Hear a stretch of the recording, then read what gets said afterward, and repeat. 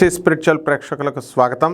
వసుదేవసుతం దేవం కంసచాణూరమర్దనం దేవకీ పరమానందం కృష్ణం వందే జగద్గురుం.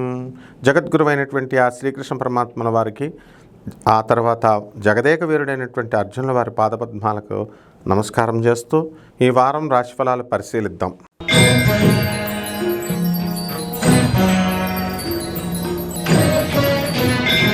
వృషభ రాశి. ఈ వృషభ రాశి వారికి మనము ఈ వారము అంతా కూడా రవి బుధులిద్దరూ కలిసి వృషభ రాశి సంచారము, ఆ తర్వాత శుక్రుడు మేషరాశి సంచారము, ఆ కుజుడు కర్కాటక రాశి సంచారము, ఈ విధంగా మనకి గ్రహాలు ఉన్నాయి.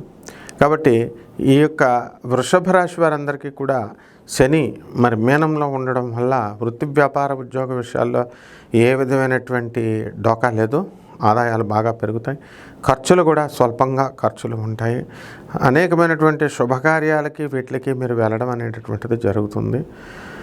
మీ ఆప్తులు డెవలప్మెంటు, మీ ఆప్తులు మిమ్మల్ని అభిమానించడము, ఇవన్నీ కూడా జరుగుతాయి. ఆ తర్వాత ఫారిన్ వెళ్ళాలి అనుకునేటటువంటి విద్యార్థులు అవనివ్వండి, ఇతర సాఫ్ట్వేరే కాకుండా ఇతర ప్రైవేట్ ఉద్యోగస్తులకు కూడా వీరు వెళ్ళడం అనేటటువంటిది జరుగుతుంది. అనేకమైనటువంటి కొత్త ప్రోగ్రామ్స్లో, కొత్త ప్రణాళికల్లో మీరు వెళ్ళడం జరుగుతుంది. అదేవిధంగా ఆలోచనల్లో మార్పు వస్తుంది. ఉగ్రంగా ఉండేటటువంటి మీరు సాత్వికంగా మీరు వెళ్ళడం అనేటటువంటి పరిస్థితులు మీకు లభిస్తాయి ఈ వారం అంతా కూడా. అలాగే మీ పేరు మీద ఉన్నటువంటి భూములన్నీ కూడా ఇంకా కుజుడు కర్కాటక రాశిలో నీచపట్టి ఉండడం వల్ల మరి ఇంకా సరైనటువంటి రేట్లు రావు. రియల్ ఎస్టేట్ వ్యాపారస్తులు కూడా ఇంకా పుంజుకోరు. అదేవిధంగా మీకు ఈ యొక్క మీ సోదరులు స్వల్పంగా డెవలప్మెంట్ అవ్వడం అనేటటువంటిది జరుగుతుంది.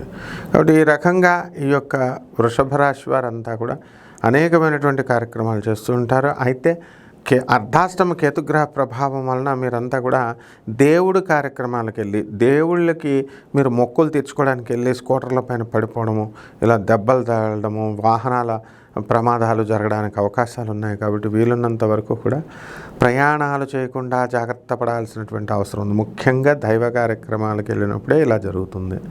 కాబట్టి ఈ యొక్క వృషభ రాశి వారికి విదేశీ సంబంధమైనటువంటి వ్యవహారాల నుంచి లాభం ఉన్నప్పటికీ కూడా మరి ఎక్స్పోర్ట్స్ ఇంపోర్ట్స్ బిజినెస్లలో కాస్త టెన్షన్ అనేటటువంటిది ఉంటుంది. దీనికి పరిహారాల కోసము మనము ధూమావతి అమ్మవారి యొక్క అర్చన, కుంకుమార్చన చేసుకోవాలి. ధూమావతి అయిన నమః అనే మంత్రంతో. అలాగే ఈ 4వ తారీఖున, మనకు 3వ తారీఖున మంగళవారం నాడు ధూమావతి జయంతి జరుగుతుంది. ఆ రోజు జయంతి చేసుకోండి.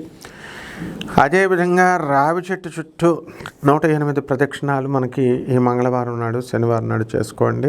మిగతా రోజుల్లో ఒక 11 ప్రదక్షిణాలు మీరు రావి చెట్టు చుట్టూ చేసుకోండి. ఇక కిలోంపావు నల్ల నువ్వుల్ని, నల్లని ధాన్యాలని, నల్లని వస్త్రాలను ఇచ్చి పేద బ్రాహ్మణులకి ధూమావతి జయంతి రోజున మంగళవారం నాడు దానం చేసుకోండి. అలాగే ఈ విధంగా చేసుకున్నట్లయితే బ్రహ్మాండంగా ఉంటుంది. శుభమస్తు.